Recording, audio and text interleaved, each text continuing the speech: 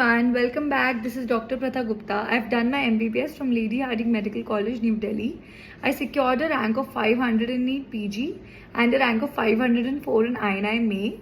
Both of these exams were my first attempt right after a hectic and cruel internship in Harding. So today, all I'm going to do is create something which enables you, by the end of it, you can say, if she could, definitely I can. So here's my journey. I started my undergraduation in Lady Harding Medical College in 2018.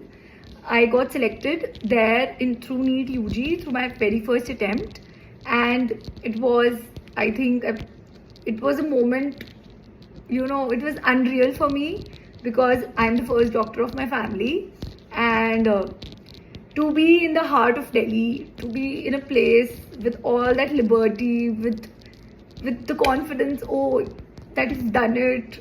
It was simply amazing. Cannot place blew my mind away. I remember when I first came to that area to get my admission process and all done. So I was extremely shocked, I would say, that oh my god, is this for real? Is this where I'm going to spend my college? And so I never actually picked up books in my first year. I was so bad that I remember in my first year professionals, there was this experiment which we all had to do in physiology, which was, I think, the major chunk of marks went there in the practical section. I got my experiment as TLC. You had to calculate TLC from the slide. So I went to the postgraduate there and I asked him, "Sir, what is TLC?" He was dumb, shocked.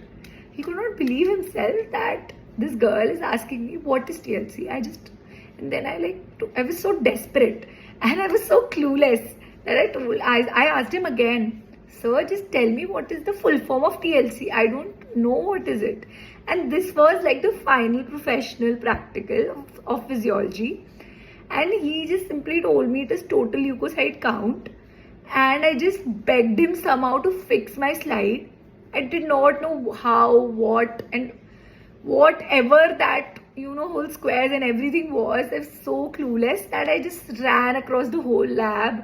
I simply begged somebody to show me her practical. I copied it. I did not know if my slide was going to give the same reading or not.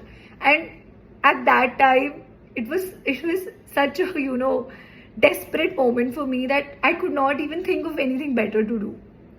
And so this is how I actually passed my first professional.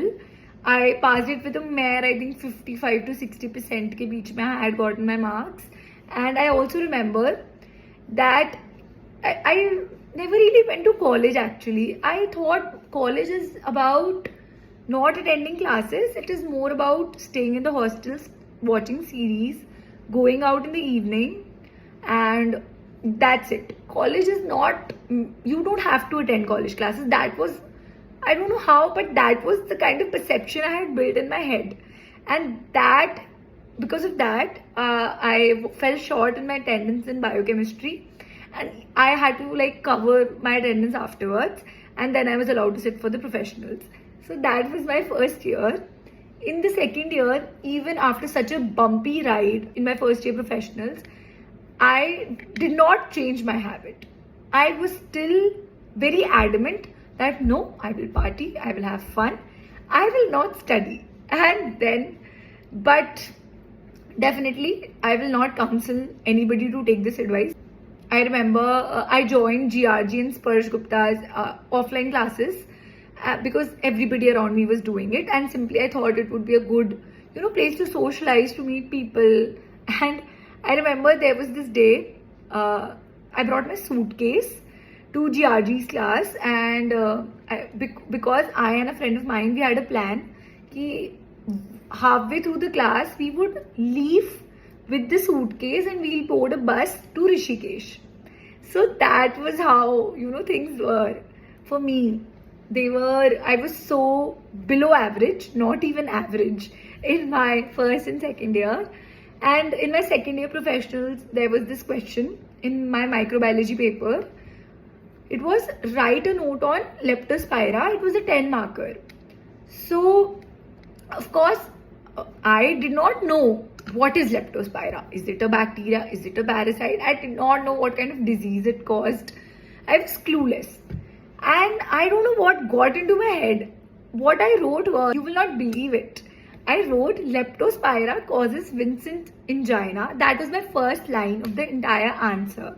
So you can understand how bad my academics were when I was in my second year too. It was so bad. And then when I came to third year, I simply joined dance, seeing the people around me were doing so.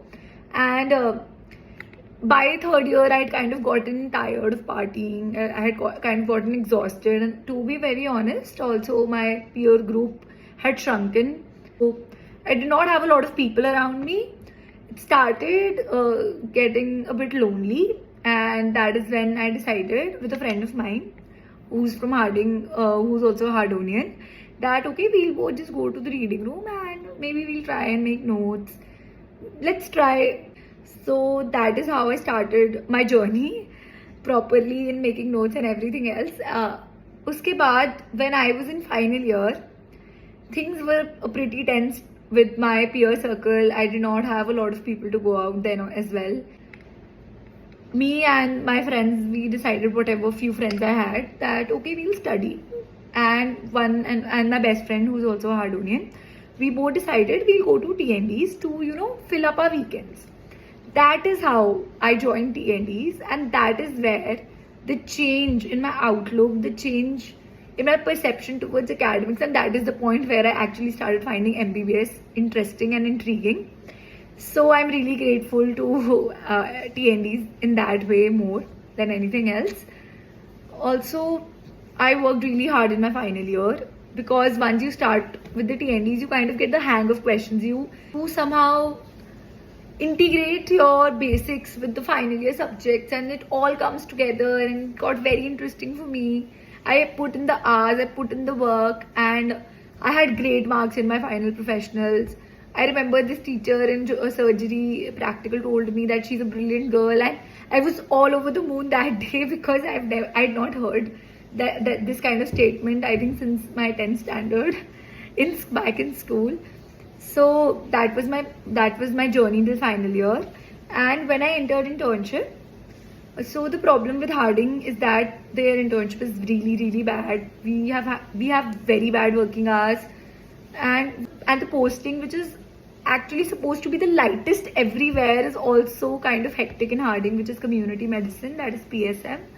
And I just said to myself, no matter how worse it gets, how bad it gets, I will study. I will put those kind of hours. I will put whatever it is that I'm getting to my studies, and I will somehow crack this. I had it in my mind then, and I started my journey. I remember when my first posting was OBGYN. It felt like I'm having cellulitis in my leg or something, because my legs used to pain so badly. So I used to come back to my room. I used to flip through a few pages or see just a video, and I used to just fall off to sleep. Also, I did party a lot in my internship as well. But yes, majorly, I won't say that I was only partying. Yes, I was putting in my hours towards studying, and I was kind of focused that no, I have to get done with this exam in my very first attempt. I remember doing 24 hours of duty, coming back to the reading room, studying for a few hours. Then I used to go back to my hostel in Harding. Then I used to get a nap and then study again. This is how most of my days would look like. It was only the weekends where I would, party, go out, meet a couple of friends. That was my weekends mostly. And I used to give each and every GT, each and every exam on this planet. I gave Allen mocks, I gave even Bhatia mocks, DAMS mocks, Marrow GTs. I was giving everything. All my CLs, which were mostly used, were kind of on these mocks only. Ki jab bhi offline exam aa raha hai DAMS ka, I would just put a CL that day, and I would just go and give that exam in the offline mode itself. And that kind of dedication, I don't know, it just came into me somehow, and I was so energized that no, I have to do it. Of course, some days were a bit sad. Some days you feel, oh God, let me take a break. I will just do it once the internship is over, because the trend around me was such that people are not trying extremely hard, or that is what my seniors used to say ki you generally crack it post your internship when you take one year ka gap. But I never let that thought get into my head. But after all of this diligent hard work also, I was not at a very good standing post my internship. I was around 140 corrects, and post my internship, I remember my internship ended on 31st March, and I was probably the first girl to leave hostel. I remember I cried so much that day. I cried my heart out, because if you are a Hardonian or anybody from their college, your alma mater is something you cannot, it's your home. It is my home. It will always remain my home. And then when I came back to my house in Agra, I sat down and I saw my preparation. I gave a mock GT. I was not doing very well. I cried a lot. I remember I had almost given up. And then I talked to a friend of mine who got a rank of 21 in INI. I consulted him. I told him that this is the problem. My GT scores are not increasing. I'm stuck at this 140 wala barrier. What should I do? I asked him to please, let's just discuss a few GTs. You just see where the problem is. Is it in my learning? Is it in my approach? Is it in my logic? Where is the problem? So I remember we reviewed quite like 4-5 GTs together, and then he helped me through it, that okay, no, maybe your knowledge is sufficient, you're not applying it properly. And that is when I decided, okay, now my GT frequency will increase. First of all, also I will kind of give as many subject tests, or if there are any BTR test and discussions, I will give as much as possible, and I will keep on revisiting my notes. If you could understand the statement that I made a proper voluntary effort to keep my mind open at all times. Sometimes our mind switches off, but I made that kind of effort while giving any mock or any GT, that no, I have to answer each thing with a logic. Even if the topic is unknown to me, I've not heard of it, I will still use any baseline logic which I have seen in the hospital, which I have seen around me, which is something I've learned back in 9th grade, 10th grade, in my first year. Whatever it is, I will just use that basic logic and I will try and reach out for that answer. So that is how I improved. I got to 157 corrects before INI, but yes, I was not very hopeful, and I gave the exam with a very relaxed mindset that koi nahi, agar ye nahi bhi hota, I will give my best for Neet, and Neet will be my main exam. But yes, I am very grateful. When I saw the result, I had a rank of 504. My eyes were full of tears. My parents' eyes were full of tears, and I don't know, the kind of joy, the kind of relief, and the kind of confidence it gave me, it is inexplicable, to be very honest.